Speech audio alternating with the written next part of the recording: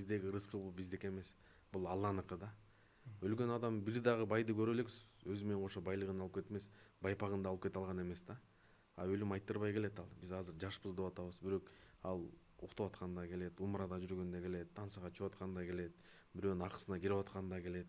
Өлүп калышыбыз мүмкүн да. Мисалы мен баягы жакында эле самолетко отурганда ушул нерсе ойго келет да. Мен ушундай деле иш кылып жүрүптүр, даже өлүмгө дайын эмес экенмин да. Азыр Алланын алдында барганда кандай болот? Бирок баягы билесиз го, самолетто көп учабыз азыр. Мисалы бүгүн эртең азыр уже учайын деп атабыз. Мисалы жакында Жалал Абадка барып келдик. Азыр анан Оштон кайда бияка учтук, кайда Дубайга учайын деп атабыз, кайда Европага барайлы деп атабыз, Германияга, Италия, Франция айланып келип, кайда Саудияга, анан кайда Загребке барабыз, Хорватияга. Самолетто аябай көп убакыт көп жүрөбүз да, көп учкандардын бири. Анан умра билесиз, группа менен ар бир группада барып кызмат кылып жүрөбүз. Ошол кезде турбулентность деген болот. Баягы бир жолу ушу 40 күн даваттан келатып, эми арабызда такуу адамдардын себебинен калып калдык го, жалаң бизге окшогондор болсо билбейм, самолет кулап кетмек беле.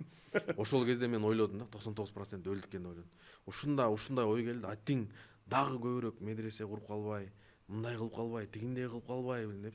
Потому что сен өлдүң, сен өлгөндөн кийин болду, бардык нерсе калат да. Сен 2-3 күн эстешет, ыйлашат, болду, сен уже акчаңды ар ким талашат, аргасы жакка калат. А сеники кайсыл десе, бул сен өзүнүн ахиретиңе жиберген ошол сеники экен да.